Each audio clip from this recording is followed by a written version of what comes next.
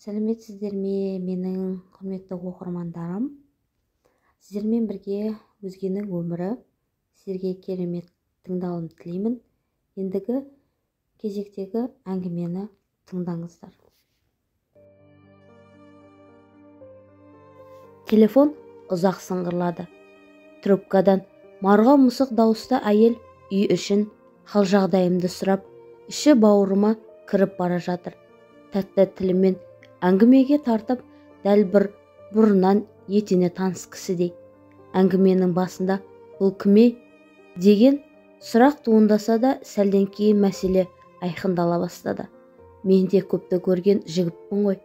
Бұлтыңдатпай әңгімені төтесіне бұрдым. Дөп басыппын. Екеште ырыққа көнейін деген сыңай білдірді. Әй, не бопты? Қоңырау соққан өзі. Менің ештеңеден тайсақтайтын ретім жоқ қой. Сонымен свиданияны жүргіш жігіттер жақсы білетін, думаны таңға дейін тарқамайтын қаладағы белгілі орында кешкі сағат 9-ға белгіледік. Құланның қасуына мылтықтың басылуы дегендей, үйдегінің де балалармен төркіндеп кеткені мұндай жақсылы болар ма? Кәдімгідей делебем қозып, жасырып қойған жерімнен бір кешке жетеді-ау деген соманы қалтаға басып, сыланып, сипанып, уәделескен жерге біршама ерте келдім. Сағат тілі әлі кешкі 9-ға жете қоймаса да, кафеде әлдеқашан думан қызып жатқан екен. Пісірілген шашлыктың, сірке суының, арақтың иістері қолғаға соғып, басыңды айналдырады. Бөгде көзден таса кабинкалардан әйел еркек дауыстары гүжілдей сыңғырлай естіледі. Өрімдей жас даяшы қыздар зыр жүгіріп, дағыларға тамақ тасумен әлек. Залдағы әсем безелген, шеттеу тұрған үстелдердің біріне келіп жайғасқаным сол еді. Алжапқышы кіршіксіз таза, қолында ас мәзірі бар сұлу қыз жаныма жетіп келіп, амандасты да басын иіп тұра қалды. Мен Тамара апайды сұрадым.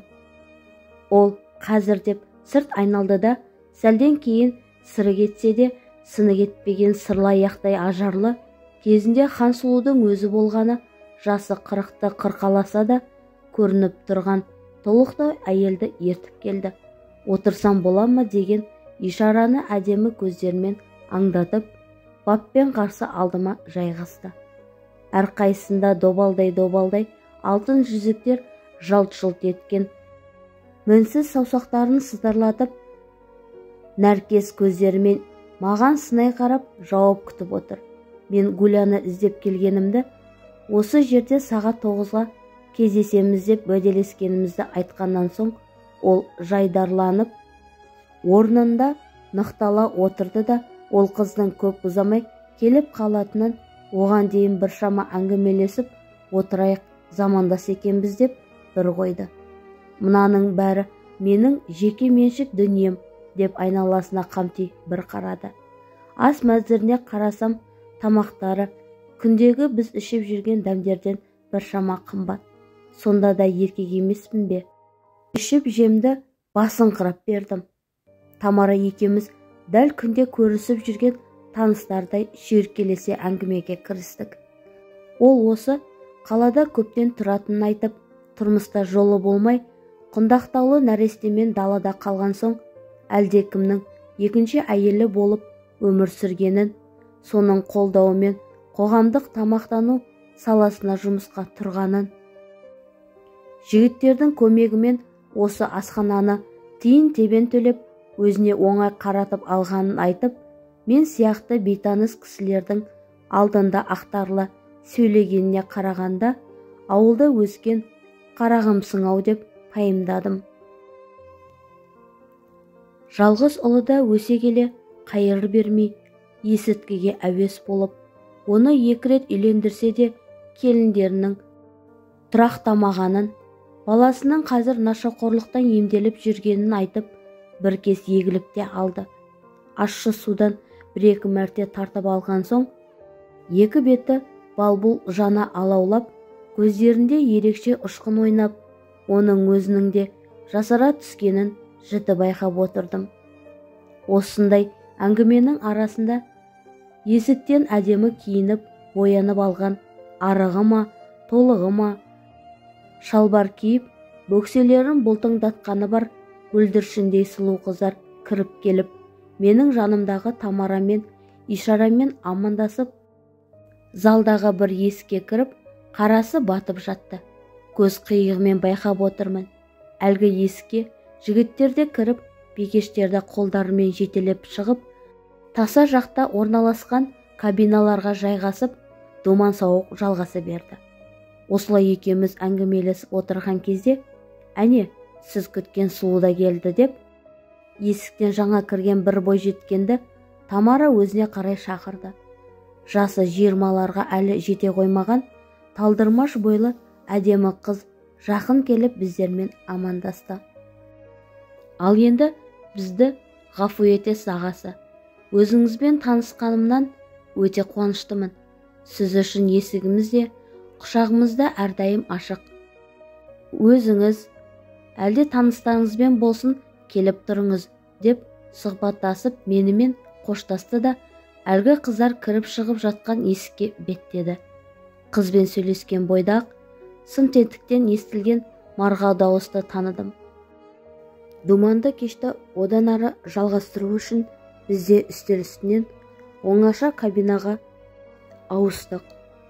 Нөмерлерді бей-берекет теріп едім, сізге түспін деп наздана сөйлеп, Гүлі маған қарай тығыла түсіп отырды.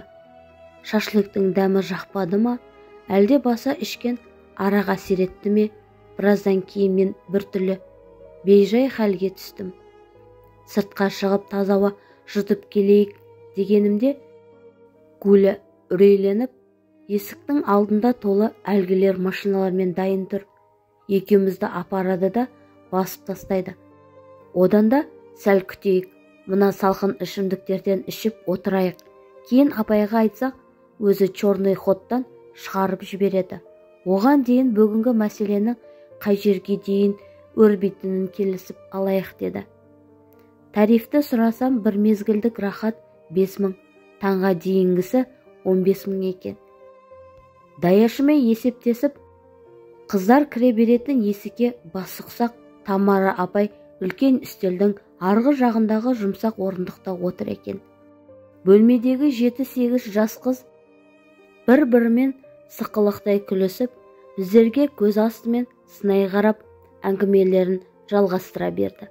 Тамара апайдың бармағына бірер мыңды қысып, черный ходтан сыртқа шықсақ, кафенің қапырық ауасынан және күлімсі иісінен кейінгі түнгі салқын ауа жаныма майдай жағып, көңілім көтерілді. Түнгі сағат 12-лердің кезі. Гүлі өзі сияқты қыздармен пәтер жалдап тұрады екен. Есіктері бөлек, бірақ бұл жерде ойын-сауықтан құр емес сияқты. Бірақ кафедегідей дүбірлете думандатпағанымен, әр бөлмеде кісілердің бар екені анық байқалып тұр. Гүлі киім ауыстырып келіп, дастарханға өзіміз әкелген заттарды баппен қойып болған соң, бетіме сұрақты пішінмен қарады. Мен түсіне қойдым да, келісілген ақшаны алақанына салдым. Арақты ашып, 2 ыдысқа шүлпілдете құйып, тілек айтып көтеріп тастадық. Тілін шығарып, еріндерін жалап-жалап қойғаннан ақ, оның жас болса да, өз ісіне біраз маманданып үлгергенін байқадым. Осылай біраз уақыт өтіп, 1-2 тостан кейін шам сөндірілді. Қызулар басылған соң, құшағымдағы жатқан қыз еңіреп жылап өксігін біразға дейін баса алмады. Әншейін сізді көріп, әкемді көргендей болдым. Кешірерсіз ағай, мінезіңіз өте ұстамды екен. Кейбіреулердей басына сөйлеп, табалаған рай танытпайсыз. Сосын бір ішімдегі шерімді тарқаққандағым ғой. Өзіңізге бір жарылғым келіп отыр. Түн ұзақ қой, кәне және арақ ішейік. Темекіңізден беріңізші деді де, шамды жағып жаныма келіп отырды. Мектепте үздік оқыдым деп бастады ол сөзін. Бөтелкедегі арақты құйып жатып. Ауылымыз қаладан алыстау болғандікі ме, бізде салт дәстүр басқашарақ болды. Үлкеннің бажырайып бетіне қарау, Тіпті бейтаныс кісілермен сөйлеспек тұрмақ, олардың маңына да жоламайтынбыз. Әсіресе қыз балаларға тыйым салынған нәрселер көбірек болатын. Сабақ оқу, үйдің тірлік қамы дегенде өмір бір қалыпты өтіп жататын. 8-ші сыныптарға келіп, мектептегі олимпиадаларға қатыса бастадым.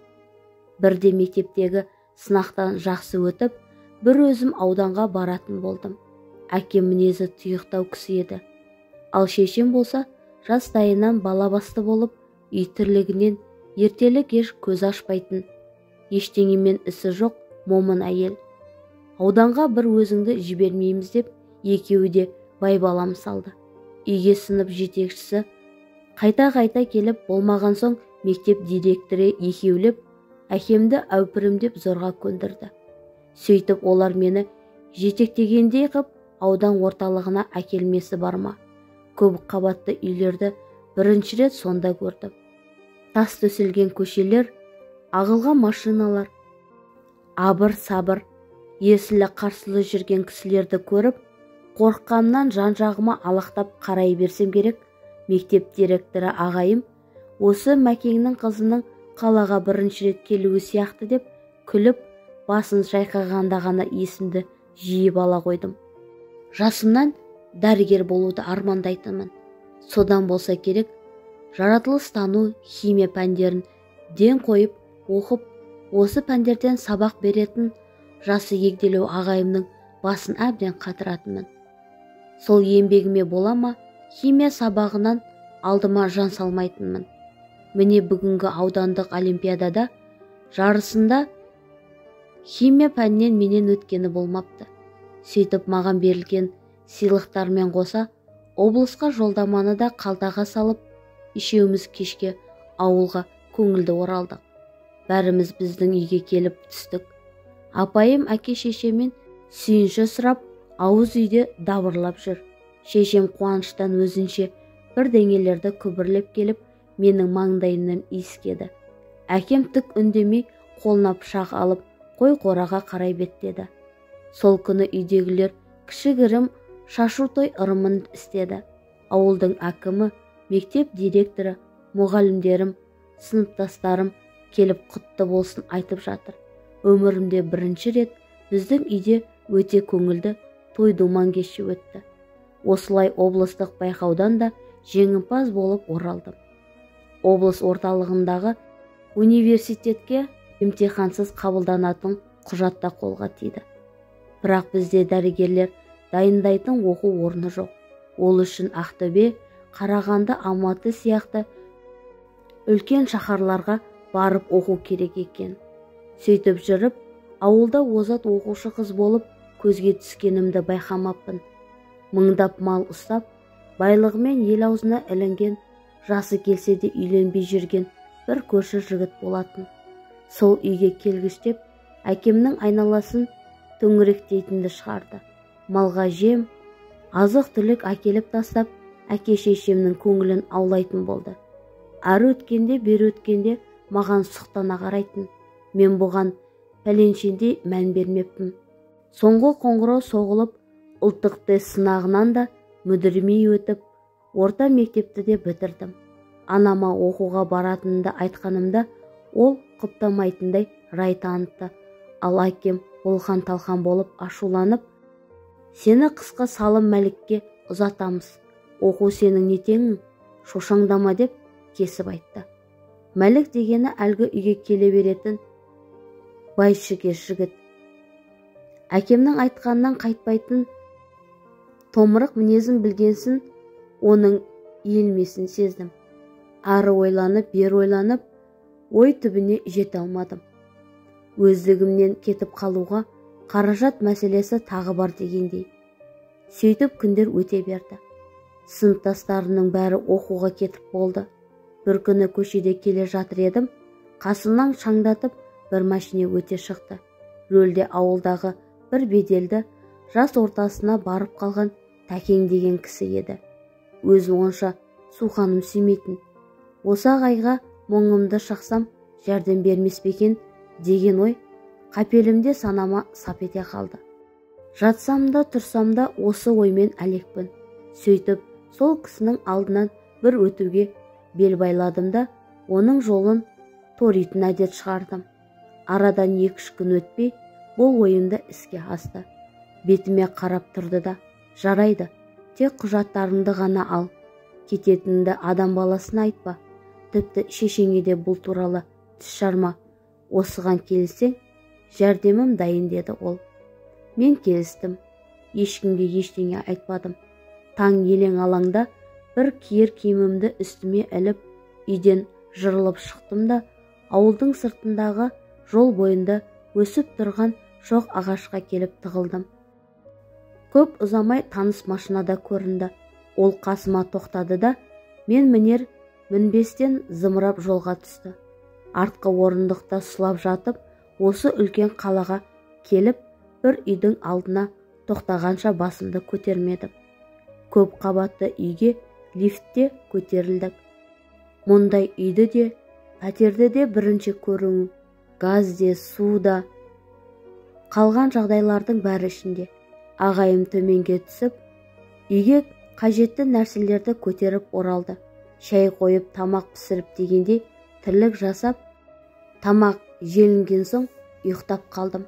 Түн ортасы шошып оянсам, сенген ағайым мені аймалап жатыр. Бұлқынып көрсем, қарулы еркектің құшағынан шығып кетуге шамам жетпеді. 2 күн нәр татпай жылап жаттым. 3-4 күннен кейін әуелгі түнгі көрген хайуандықтарым қайта басталды. Бұл жолы істеген өрескелдіктерінен тілмен айтып жеткізу қиын. Айтқанын істемесең, байлап матап дегеніне жетті. Аямай соққыға да жықты. Және 2 күнге созылған дозақтан кейін түн ортасында ол мені машинесіне отырғызып, осы қаланың әлде бір жеріне әкеліп, есікті ашты да итеріп түсіріп тастады. Сұқ саусағын еріне басып, маған қарай саусағын шошайтып, сұқ көрсетті де шу қара құйрық тартып кетті. Мен осылай бейтаныс қаланың көшелерінде құжаттарымды көкірегіме басқан күйі жалғыз қала бардым. Әуелі одан құтылғаныма қуансам да, қаражатсыз қалғаным есіме түсіп, еңіреп жылап жібергенімді білмей қалдым. Осылай дел-сал болып тұрғанымда қасымнан бір қыз аяңдап өте берді. Соңғы мүмкіндігім осы қыз екенін біліп, оның білегінен шап беріп ұстай алдым да, басынан өткен сауданы айтып бердім. Оның маған рахымы түсті ме, білмеймін. Қалтасынан орамалын алып, жас айғызданған жүзімді сүртті. Сөйтіп өзі тұратын үйге алып келді. Пәтерде бірнеше қыз болып тұрады екен. Оқисыңдар ма деп сұрасам, бәрі де басын шайқап, жоқ, оқымаймыз, оқытамыз деп кәдімгідей мені әжуалап күледі. Өздері біртүрлі көңілді жүреді. Кешке қарай тарап-тарап кетеді де, бейтаныс жігіттермен түн жарымында үйге келіп ойын сауық құрады. Мен соларға қызмет етем. Әйтеуір тамағым тоқ. Осылай күндер өте берді. Үйге қайтайын десем, ақшам жоқ. Және басына өткен оқиға есіме түссе, көзімнен жас бұрш етіп қалады да, ауға барғанда не абырой табам деп ойға қалам. Осы жерге келгенде Гуля терең күрсініп, темекіге қол созып, шайды жаңалап арақ қиды. Обалына не керек, Зуля менің әзірге осылай жүргенімді бетіме салық қылмады деп, үзілген сөзін жалғастырды қыз. Бірақ жазда күзде өтіп, қыста келді. Жаңа жылда өмірімді бірінші мәрте маған жат жағдайда күтіп алдым. Терезеден сыртқа қарасам, көздерім ауыратын болды. Күннен күнге әлсірей бастадым. Зуля бірде менің бұл пішінімді көріп, мүсірге қарап, «Әй, сен осы жүкті емессің бе?» деп салды. Мен болсам түк түсінбей, оның бетіне аңтарыла қарадым. Түстен кейін әр қыздың сыйған бір киімін кигізіп, Зуля мені таныс дәрігеріне апарды. Еркектің алдында шешіне салсам кәні, қолдарым қалтырап, есім ауып құлап қалыппын. Көзімді ашсам, басымды сүйеп, жанымда Зуля отыр. Бәрі жайында екен. Бұған да шүкір. Бірақ сен бір малғының қолына түсіпсің ғой. Дәрігер жағдайыңды көріп, жағасын ұстады. Енді сені ешкімде бүйтіп қорлай алмайды. Қаласаң біздермен тұра бер. Қаламасаң ауылыңа жететіндей ақша беремін, ерік өзінде деді. Мен селк ете қалдым. Көз алдыма әке шешем, әлгі тәкең елестеп дір-дір етіп сол жерде және естен тануға сәл-ақ қалдым. Осыдан кейін Зуля екеуміз әбден сырлас болып алдық. Сыртқа шығып дүкендерді аралап, күндіз қыздар ұйықтап жатқанда төңіректі қыдырып бой жазамын. Бірақ адасып кетемін бе деп алысқа ұзамаймын. Бірер жетіден кейін жүзіме қан жүгіріп, өзіме келе бастадым. Тәбетімде ашылып, тамаққа қарайтын болдым. Бір күні Зуля мені дүкендерді аралатып жүріп, сыптай етіп киіндірді. Қанша ауылдың қызы болсам да, бірге тұратын қыздардың қандай іспен шұғылданатынына ақылым жетіп қалды. Үйге келген жігіттер әзілдеп, ол жер бұл жеріме қол жүгіртсе де бұрынғыдай үркіп шошымайтын болдым. Зуля бір күні менімен шындап сөйлесетін уақыт жеткенін ұқтырып, екеуміз оңаша отырып әңгімелестік. Ол да басынан өткендерін айтып, екеуміз біразға дейін көз жасымызға ерік беріп мұңдастық. Оның да жетісіп тұрған жері жоқ екен. Ол осы жағы маңайдағы қаланың қызы болып шықты. Әкесі маскүнемдікке салынып, арақтан есінен айырылғаны сонша, бір күні туған қызына қол салғандай дәрежеге де жеткен. Бірақ бұлардың айқай-ұйқайынан оянып кеткен шешесі масқара болудан құтқарып қалыпты. Құрбы қыздары біртіндеп тұрмысқа шыға бастаған кезде бұған сөз салушылар шықпапты. Әкесінің кім екенін білетін жұрт қызына менсінбей қарайды емес пе? Содан колледжде оқып жүргенде бірге оқитын курстас жігіт бұны алып қашып кетеді. Жігіт жағы сұрастыра келе, мұның төркіні жөнінде күн бермейді. Күйеуі де әке шешесінің айтқанынан шыға алмай, әйтеуір екеуі айырылысып тынады.